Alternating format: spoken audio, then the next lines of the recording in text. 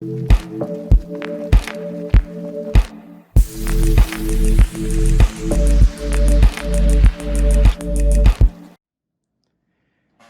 up YouTube, your boy the Flying Spanner here. Today you are watching the actual unboxing of the UPS 747-8F.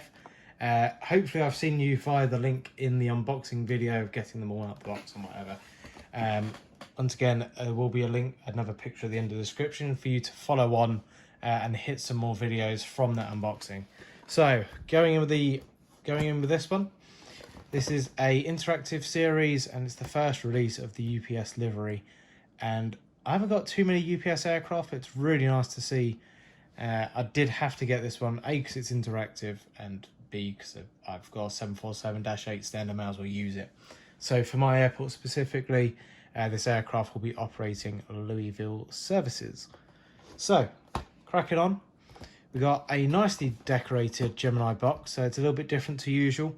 Kind of got the brown UPS colour here. We got Boeing 747-8F Foxtrot or Freighter, UPS logo, interactive series badge, picture of the plane with cargo doors open and stuff. Of course, Gemini Jets made for collectors by collectors, and it's a 1:400 scale model.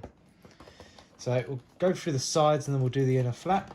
So standard Gemini Jet box really. It's a little bit differently coloured to normal, I'd say.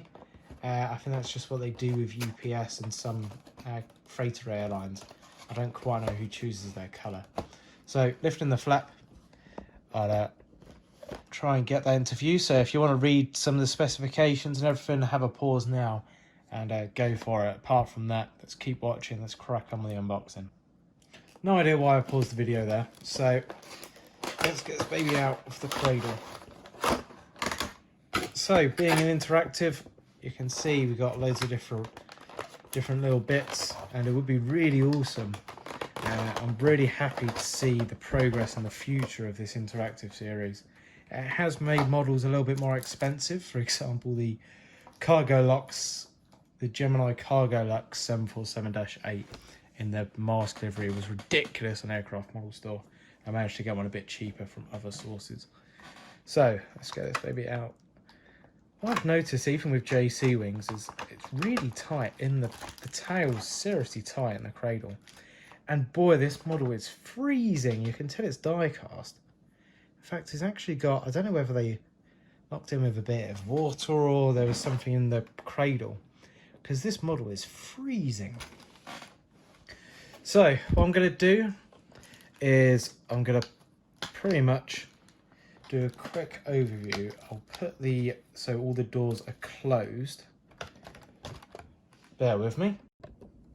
So, put the doors in. I didn't want to faff about with the cradle and getting all the doors out and stuff. So for the overview, I'm going to have all the doors in, and then I'll see what it's like with the doors open for you guys to see.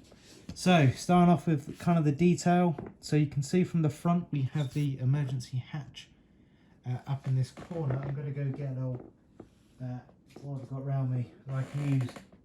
Surely I've got something. Screw it, I'll use my glue product. So you can see you got the emergency hatch for the flight deck escape. Flight deck windows very nicely detailed. I don't know if the door's fully clipped in. It is. Oh, it's coming out. That's the door fully in, so you can kind of tell that the door's not a part of the model. It depends how you have it held. But very nice anyway. It's got the option to open, so you kind of expect it not to be fully flush. So we've got the pitot probes down here, got some static ports there.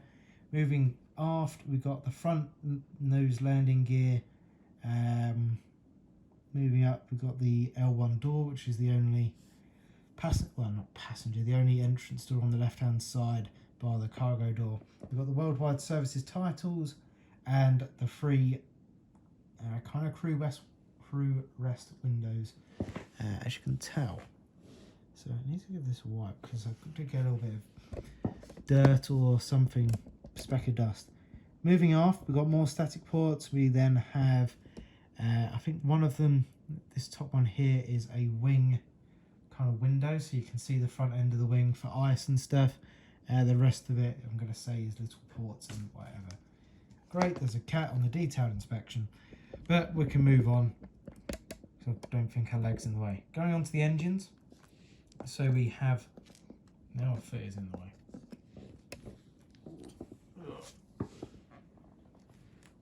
Right, you're on me now. Okay, moving on to the engines. We got the, so you can see all the cowlings and all the decal markings are labelled. And there she's on the bloody airport again. So they've got all the decals, like the warning placards from the engines, which is always nice. Going after, you can see the lovely rates wing that's on the 748, kind of inspired by the 787, I believe. Once again, continuing going back,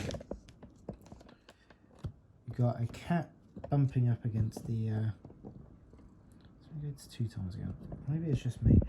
So, going all the way back, we got the cargo door, and then moving on, in the way, please remove yourself.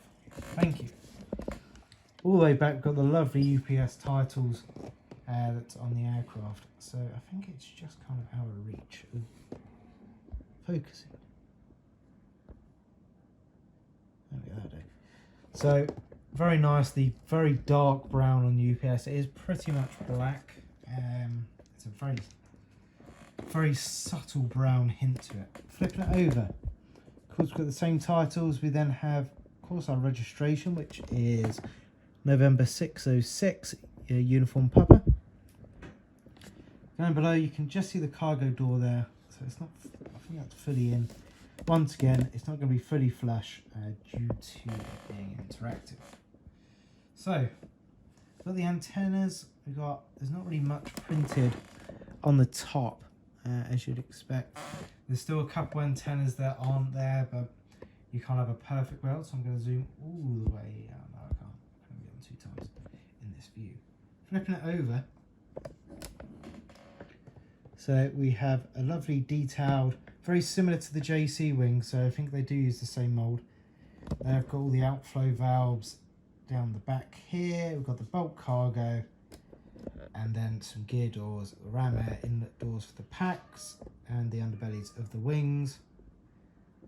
Underneath, on the nose, we've got the UPS logo and gear doors. So that pretty much sums up the summary of this aircraft. I hope you've enjoyed it. I know it's a bit quicker, and there's probably a bit more going on in the main unboxings, but I think it's a little bit easier because it doesn't go on for as long. So thank you very much for watching the video. I hope you enjoyed it, and please check out the reviews of the other models I've done.